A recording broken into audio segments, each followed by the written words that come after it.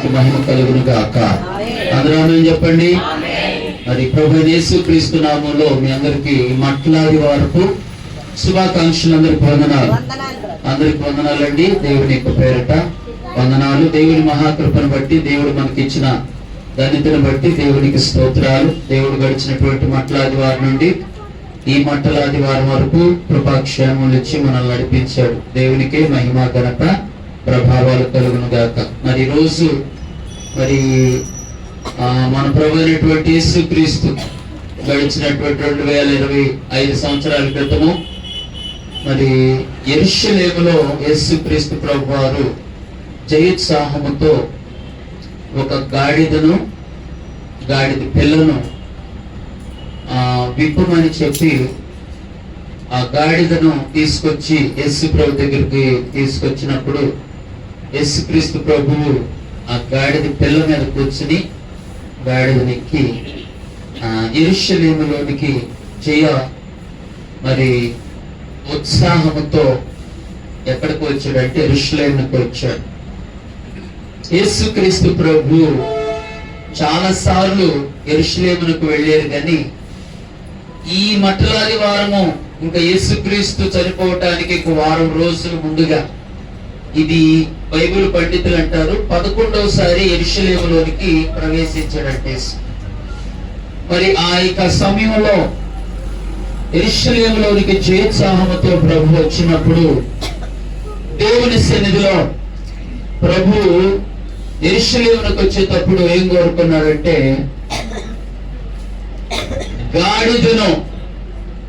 గాడిద పిల్లను మరి కోరుకున్నట్లుగా మనం చూస్తున్నాం. దేవునికి స్తోత్రం. హల్లెలూయా.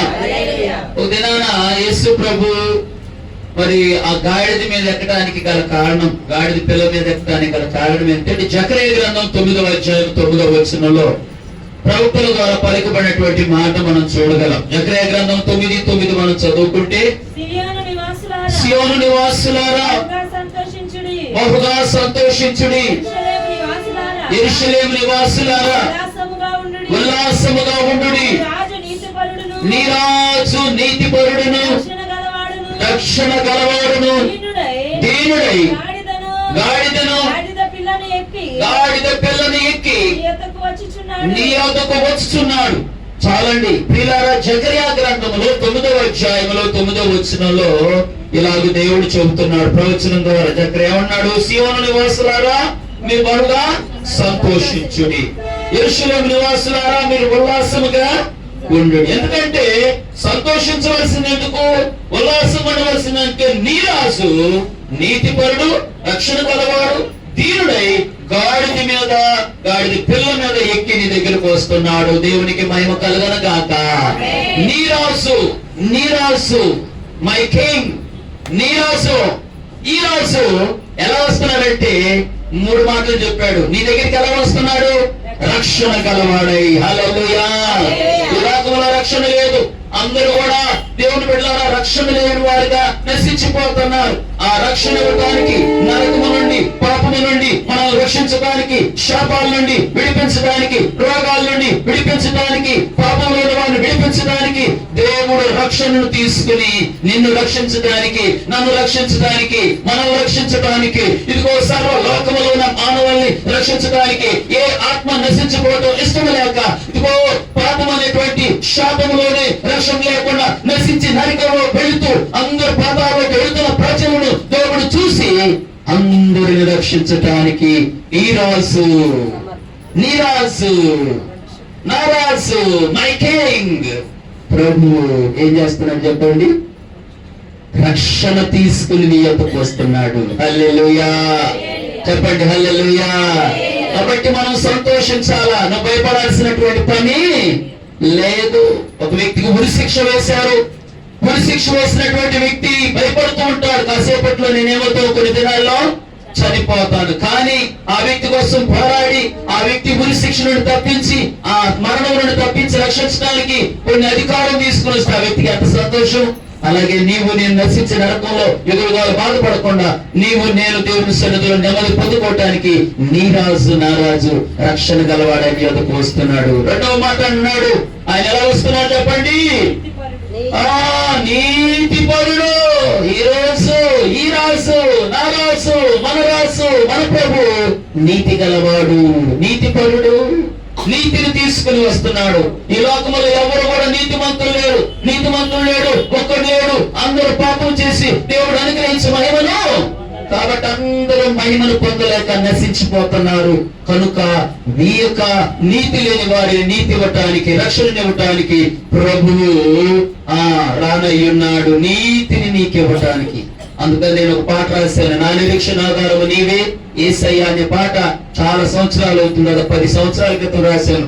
అందులో ఒక వచనం ఉన్నది, విశ్వాసం లేనప్పుడు పాపపు పిలవన్నప్పుడు ఏ నీతి లేనప్పుడు నీతిని తెలిపితివి, నీ నీతిలో నిలిపితివి. విశ్వాసం లేనప్పుడు పాపపు పిలవన్నప్పుడు ఏ నీతి లేనప్పుడు నీతిని తెలిపితివి, నీ నీతిలో నిలిపితివి.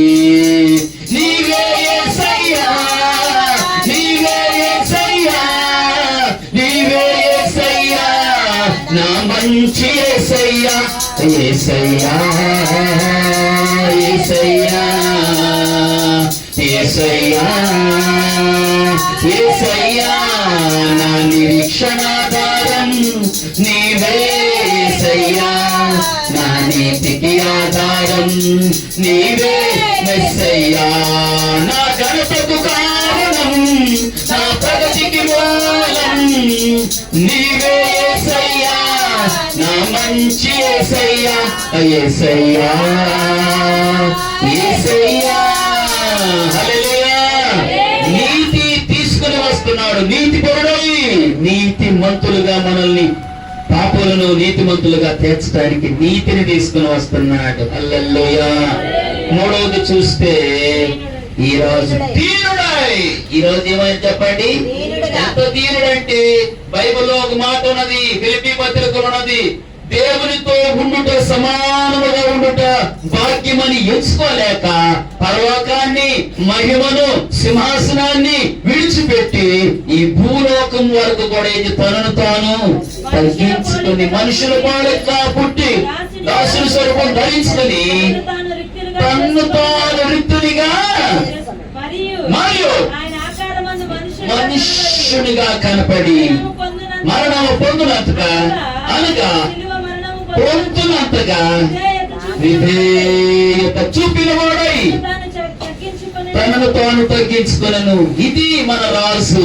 ఎవరైతే రాజుల రాజు ప్రభువు ప్రభు అయిన దేవుడు మహిమ సింహాసనాన్ని పరలోక దూతలను విడిచిపెట్టి నీ కోసము నా కోసము దీనుడై దరిద్రుడై ఏమి లేక రిక్తుడుగా నిన్ను నన్ను ధనవంతులుగా చేయటానికి, బలవంతులుగా చేయటానికి, శక్తివంతులుగా చేయటానికి, రక్షణ గలవారిగా చేయటానికి, మనల్ని రక్షించటానికి ప్రభువు తన్ను తానే తగ్గించుకొని ఆ ముద్రలను విప్పుటూ యోగ్యుడైన వాడు ఎవడని పరలోకములో అంటే ఆ ముద్రలు విప్పటానికి దేవుడు ఏం చేశాడు? యోగ్యుడని క్రీస్తు వచ్చి మన కోసం ఈ లోకంలోనికి వస్తున్నాడు. హల్లెలూయా.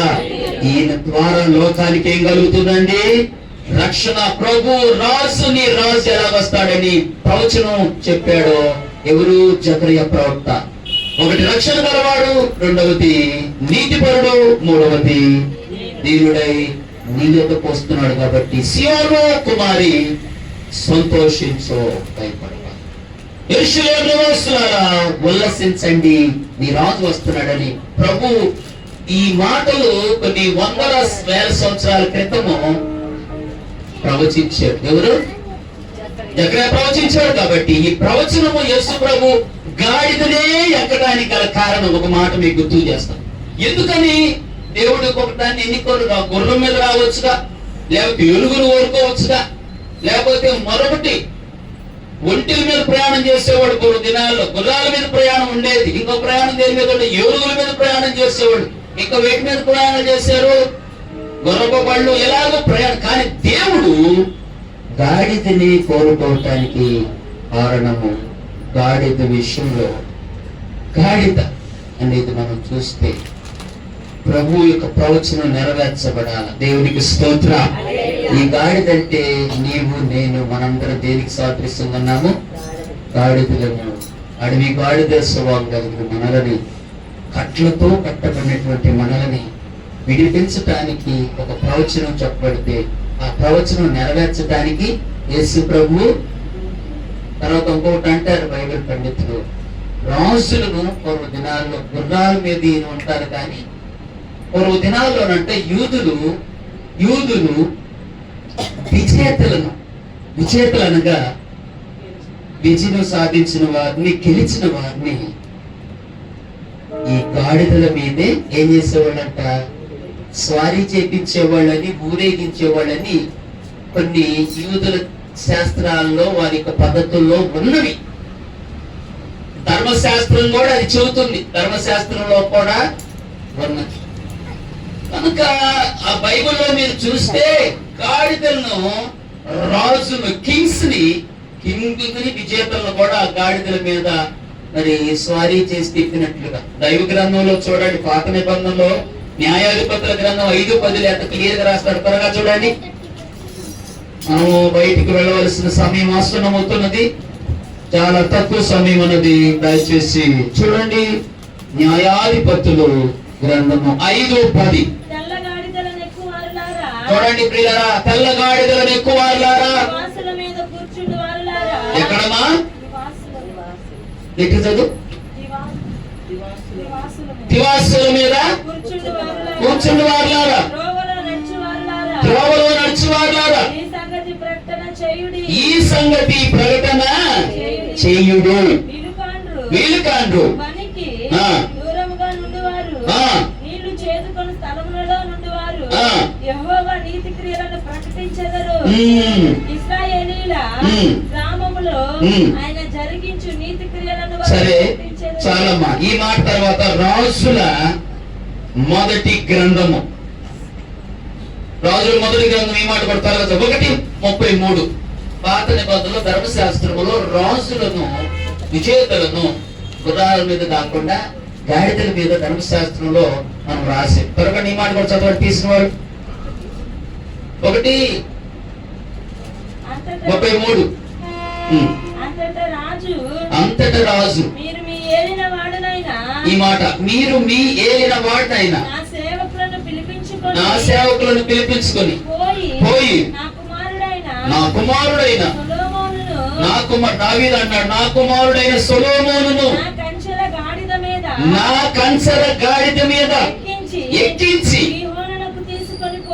జీహోనునకు తీసుకొని పోయి యాజకుడైన సాదోకు ప్రవక్త అయిన నాతానును అక్కడ ఇశ్రాయేలు మీద రాజుగా అతనికి పట్టాభిషేకము చేసిన తరువాత పాకానాదము చేసి రాజైన సొలొమోను చిరంజీవి అతనుగాక. ఇది రాజు కింగ్ డేవిడ్ తన కుమారుడైన సొలొమోను గురించి రాజ్యంలో ఏమన్నాడు? బాబు, నా కుమారుడైనటువంటి సొలొమోన్ని నా తర్వాత ఎవరు రాజు కాబట్టి అతను దేని మీద ఎక్కించమన్నాడు? కంచల గాడిదని తీసుకుని కంచల గాడిద మీద అందరూ చూస్తుండగా నా ఎవరి దగ్గరికి తీసుకెళ్ళమన్నాడు? ఎవరి దగ్గరికి? ప్రవక్త నాతాను దగ్గరికి తీసుకెళ్లి అతనికి ఏం చేయమన్నట్టు? అభిషేకం, రాజుకు అభిషేకించి అతని గురించి ఆ గాడిద మీద అందరికి తెలియజేసి ఈ రాజు తర్వాత ఇశ్రాయేలు రాజు ఎవరంటే దావీదు తర్వాత ఎవరమ్మా? సొలొమోను అని అభిషేకం చేసి దేని మీద తిప్పాడు? గాడిద మీద రాజుగా ఆ దినాల్లో ధర్మశాస్త్రములో తిప్పాడు. యూదులు కూడా ఆ దినాల పద్ధతులు పాటించే విధానం. ఇంకొక వాక్యం కూడా మీ త్వరగా చూడండి, అందరు గుర్తుంటానికి చాలా శ్రేష్టం కనుక. రాజుల 2వ గ్రంథంలో ఒక మాట మనం చూడతాం. రాజుల 2వ గ్రంథం 9వ అధ్యాయం 13వ వచనం త్వరగా చూడండి. ఇక్కడ యెహూ అనేటువంటి ఒక వ్యక్తి ఉన్నాడు. తను తానే రాజుగా ప్రకటన చేసుకోవటానికి, తను ప్రయత్నాలు రాజును అవటానికి తన ప్రయత్నంలో కూడా ఆ పద్ధతిని రాజుగా ప్రకటన చేసుకోవటానికి చేసిన ప్రయత్నము ఇక్కడ సందర్భం త్వరగా చూడండి. చదువు. అంతటి వారు అతి వేగరముగా తమ వస్త్రములను పట్టుకొని ఎంతమా మెట్ల మీద అతని కింద పరిచి బాగా ఊదించి యోహో రాజు అయ్యున్నాడని చాటించిరి ప్రకారము. చాలా ఇక్కడ ఒక వ్యక్తి ఎలాగ రాజుగా ప్రకటన చేయడానికి అక్కడ 3 సందర్భాలు చెప్పాడు. ఏంటి? వారు గాడిదను తీసుకుని తర్వాత మెట్ల మీద పరచి కింద పరచి మెట్ల మీద ఏం వచ్చారు? వస్త్రములను వచ్చారు. తర్వాత బాగా ఊది ఇదిగో ఎవరు? ఆయన పేరేంది? అక్కడ ఉన్న వ్యక్తి పేరు యెహో రాజు. తను తాను రాజుగా చేసుకోవాలనుకోండి. దేవుడు హెచ్చరించలా, దేవుడు కోరలా. తను తాను అనుకున్న యెహో రాజు అని గాడిద మీద ఎక్కి ప్రకటన చేస్తూ బాకానాలు ఊతున్నాడు. కనుక ప్రియారా, పూర్వ దినాల్లో రాజులను అభిషేకించిన తర్వాత రాజుని ప్రకటన చేయడానికి దేని మీద తిప్పేవాడు చెప్పండి? చెప్పాలి. తెలియదమ్మా? గుర్రాల మీద తర్వాత ఏమో కానీ గాడిదల మీద రాజులు కింగ్స్. ఇంకా కొన్ని వాక్యాలు సమయం లేదు, మనకు వెళ్ళిపోవాలి కనుక నేను ఆపుతున్నాను. ప్రియారా, ఈ సందర్భాలు మీకు జ్ఞాపకం చేయదు. ఇది రాజు గాడిద మీద యేసుప్రభు ఎందుకు వచ్చాడంటే, ఒకటి లేఖనం నెరవేరాల. దేవునికి స్తోత్రం. దేవుని చేత తండ్రి చేత ఈ లోక రాజ్యంలో ఏనుటకు రాజుగా ప్రభువుగా ఇశ్రాయేలు రాజుగా ప్రభు రాజుగా రాజ్యం ఏలటానికి దీనుడై నీతిపరుడై దేని తర్వాత రక్షణ గలవాడై నీ యొద్దకు వస్తున్నాడు. ఎలాగ రావాలని ఉందనంటే బైబిల్ ప్రవచనం నెరవేర్చడానికి. రెండవదంట బైబిల్లో యూదులు ఏంటంటే గాడిదంట సమాధానానికి సూచనగా ఉన్నదంట. దేనికండి? దేవునికి ఒకసారి గట్టిగా స్తోత్రాలు చెప్పండి. చెప్పండమ్మా. హల్లెలూయా. గాడిద అనేది దేనికి సాదృశ్యంగా అంటే సమాధానం. ఎస్, దేవుడు మన ప్రభు కూడా ఎవరని చెప్పండి? దశ 9 చదువుకుంటే ఈ ఆశ్చర్యకరుడు ఆలోచనకర్త నిత్యుడగు దేవుడు అది ఏ వాక్యం కూడా ఆశ్చర్యకరుడు ఆలోచనకర్త బలవంతుడైన దేవుడు నిత్యుడగు తండ్రి సమాధానకర్త యొక్క అధిపతి అని అతనికి ఈ రాజుకి పేరు. ఆ రాజ్యభారం ఉన్నది అని సమాధానం. అవును, ఈ లోకంలో మనకు తండ్రికి మనకి సమాధానాన్ని సంధి కుదర్చడానికి ఆ రాజు ఇక్కడికి దిగి వచ్చి పరలోకంలో మనకి దేవునికి సంధి కుదిర్చడానికి వచ్చే రాజు కింగ్ అని ఈ ప్రకటన చేయడానికి గాడిద మీద ఎన్నుకున్నాడు. హల్లెలూయా. గాడిద మీద వచ్చేటప్పుడు అందరూ ఎలా పలుకుతున్నారు చెప్పండి? మట్టలు తీసుకున్నారు. తర్వాత వస్త్రాలు పరిచారు, పూలు చల్లుతున్నారంట. తర్వాత అన్నారు 3 మాటలు అక్కడ ఎక్కువగా వినపడతాయి. 3 మాటల్లో ఏంటి? ఒకటి, ప్రభు పేరిట వచ్చేవాడు స్తుతించబడును గాక. రెండవది, దావీదు కుమారునికి జయము. మూడవది, జయము సర్వోన్నతమైన స్థలంలో జయము. ఆ తర్వాత హోసన్నా. ఏం చెప్పండి? హల్లెలూయా. ప్రియులారా, జయము అనేటువంటి మాట హిబ్రూ భాగంలో ఉన్నట్ట తర్జుమా చేయకపోతే హోసన్నా అని వచ్చిందంట. ఏం చెప్పండి? హిబ్రూ నుండి జయం అనే పదం వచ్చిందంట. జయం అనేటువంటి హోసన్నా అంట. హోసన్నా అనే మాట ఒక వేరే లాంగ్వేజ్ వస్తే రక్షించు అనే వర్డ్ అర్థం అంట. అంటే రక్షించువాడా జయము హోసన్నా అని ఇవన్నీ కూడా అనుకుంటా వారు తీసుకుని వచ్చారు. ఇంకొక మాట కూడా మీకు డౌట్ క్లియర్ చేయడానికి అంటారు. వారు ఖర్జూరపు మట్టలు పట్టుకున్నట్లు చాలా వాక్యాల్లో ఉన్నాయి. ఏ మట్టలు పట్టుకున్నారు? ఖర్జూరపు మట్టలు దేవునికి సాదృశ్యం. అంటే పాత నిబంధనలో యేసు ప్రభు మరి చెప్పాడు, పర్ణశాలల పండుగప్పుడు వారు ఆ పర్ణశాలల పండుగ ఆచరించడానికి అప్పుడు దేవుడే మోషతో ఎలాగ పండుగ ఆచరించాలా, ఏ మట్టలు తీసుకోవాలా, ఎలాగ పర్ణశాల చేయాలో ఒక్క మాట రాసి చూడండి. బైబిల్లో ఖర్జూరపు మట్టలు అనే మాట మనం చూస్తాము. పాత నిబంధన గ్రంథంలోకి వచ్చేలోకి ఇలాగ వ్రాయబడి ఉన్నది. మరి పాత నిబంధనలో దేవుని యొక్క వాక్యములో వారు ఖర్జూరపు మట్టల గురించి దేవుడే చెప్పాడు. లేవి గ్రంథము 23:40 ధర్మశాస్త్రం ఇలా చెబుతుంది పర్ణశాలల పండుగ గురించి. త్వరగా చదవండి. లేవి గ్రంథము 23:40 త్వరగా చదువుతామా? ఇంకెవరైనా? మొదటి దినమున మీరు దబ్బ పండ్లు, ఈత మట్టలు, గొంజి చెట్టు కొమ్మలు కాలువల యొద్ద నుండి నిరవంచి చెట్లను పట్టుకొని 7 దినాలు మీ దేవుడైన యెహోవా సన్నిధిని అది ఉత్సహించాలి. ఎలాగా ఏమేమి చెప్పాడు బ్రదర్? మరొకసారి చదవండి బ్రదర్. మొదటి దినమున మీరు దబ్బ పండ్లు, దేవునికి స్తోత్రం చెప్పండి. దబ్బ పండ్లు. రెండోది ఈత మట్టలు ఏమంటారు చెప్పండి? ఇప్పుడు ఈత మట్టలు కూడా తీసుకొచ్చారు. మన పిల్లలు ఏం తీసుకొచ్చారు? ఈ మట్టలు ఏం చెప్పండి? ఈత మట్టలు, దబ్బ పండ్లు, తర్వాత గొంజి చెట్ల మట్టలను, కొమ్మలను, కాలువల యుద్ధ నుండి నిరవంజి చెట్లను పట్టుకొని 7 దినాలు. ఇది దేవుడు చెప్పిన మాట. ఇలా చెయ్యండి పండుగ. ఇంకొక మాట కూడా, ఆ పండుగ నెహెమ్యా దినాల్లో పండుగ చేశారు. ఎలా చేశారు? ఈ వాక్యం కూడా చదవండి, మనం తెలుసుకోవాలా, గుర్తు పెట్టుకోవాలా. నెహెమ్యా గ్రంథం 8:15 త్వరగా చదవండి. 8:15 నెహెమ్యా గ్రంథం 8:15 వచ్చిన అన్నిటిలోను యెరూషలేములోను ప్రకటన చేసి ఈ మాట తెలియజేసింది ఏమనగా, మీరు పర్వతాలకు వెళ్ళి ఒలీవ చెట్ల కొమ్మలను, అడవి చెట్ల కొమ్మలను, గొంజి చెట్ల కొమ్మలను, ఈత చెట్ల కొమ్మలను, గుబురు గల వేరు చెట్ల కొమ్మలను తెచ్చి రాయబడినట్లుగా పర్ణశాలలు కట్టిపోవలెను.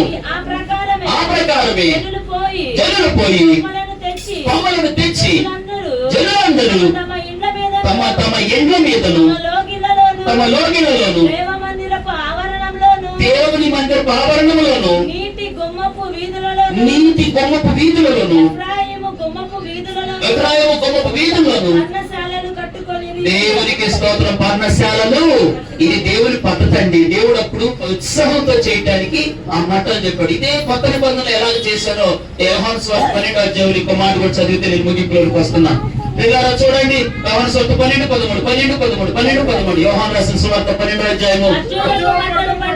ఖర్జూరపు మట్టలు పట్టుకొని ఆయనను ఎదుర్కొనబోయి జయము ప్రభు పేరిట వచ్చుచున్న ఇశ్రాయేలీయుల రాజు స్తుతించబడును గాక అని కేకలు వేసిరి. దేవునికి మహిమ కలుగును గాక.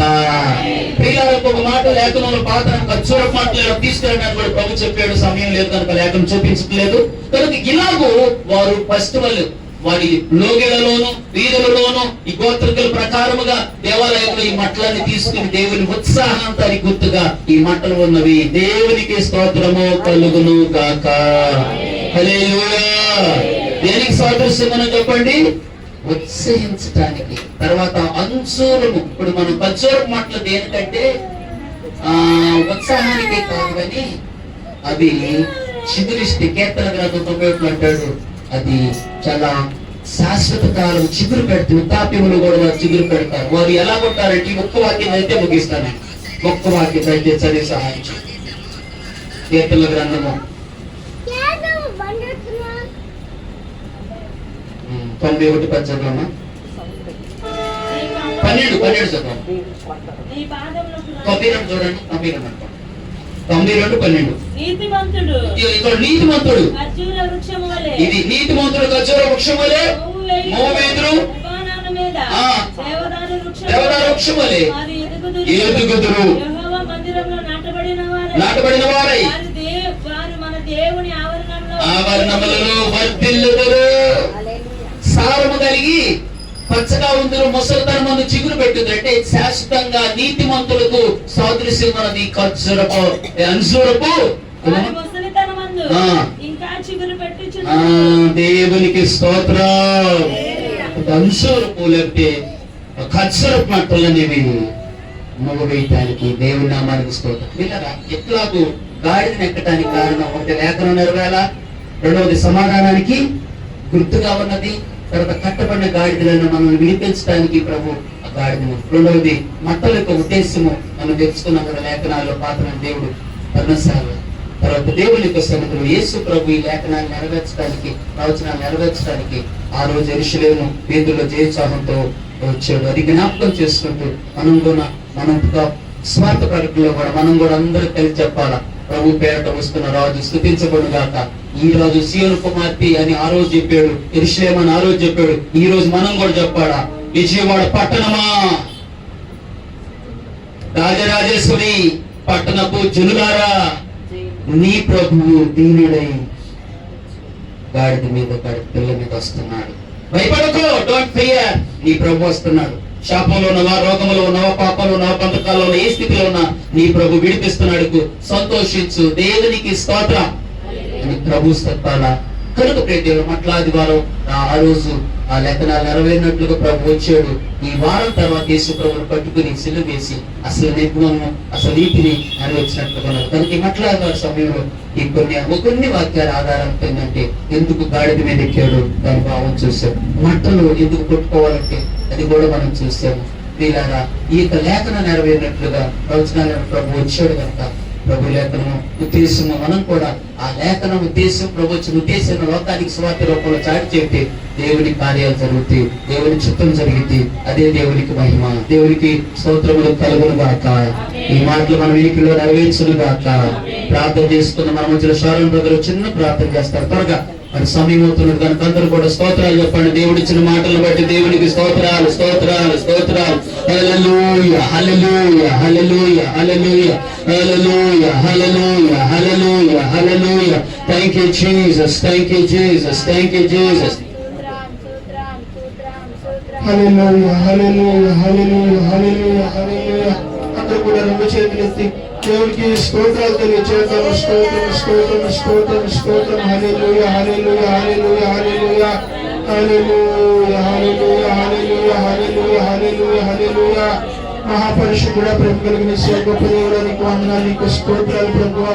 ఇంతవరకు నీ కృపా నీ క్షేమాలు మాకంటే తోడుగా ఉంచి విధముగా వేసిన ప్రభువా. ఈ దినము నాయన ప్రత్యేకించి మట్లాది వారు నాయన దేవైనా ప్రభువా ఈ దినములు జ్ఞాపకం చేసుకుంటున్నాయినా నీ మాటలు నీ లేఖనములు నాయన జ్ఞాపకం చేసుకోవడానికి ఇచ్చిన కృపను బట్టి ధన్యతను బట్టి నీకు వందనాలు స్తోత్రాలు ప్రభువా.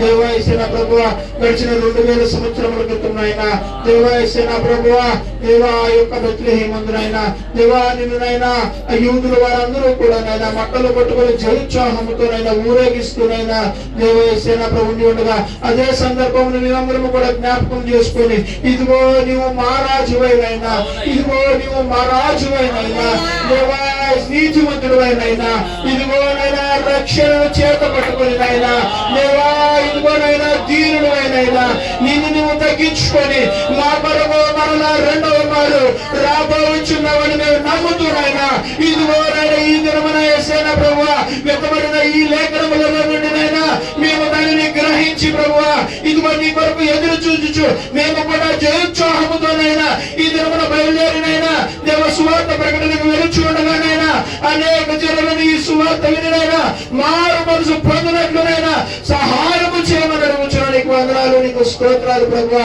ఇదిగో నువ్వు నీతిమంతుడివై దేవాయసిన ప్రభు రక్షణను పట్టుకొని నైనా దేవాయసిన ప్రభువా నిన్ను నువ్వు తగ్గించుకొని మా అందరి కొరకునైనా రెండవ మారు రాబోచున్నావు కాబట్టి నైనా ఈ వాక్యము మా హృదయంలో భద్రపరచుకొని ఆ నిమిత్తం మా జీవితంలో కూడా మేము సిద్ధపరచుకున్నట్లు సహాయము చేయమని వేడుకొని ప్రార్థిస్తున్నాయినా మా రక్షకుడు సమస్త ఘనత మహిమ ప్రభావం మీకు చెల్లించుకుంటూ యేసు నామములో వేడుకొని ప్రార్థిస్తున్నాం మా ప్రియ పరలోకపు తండ్రి.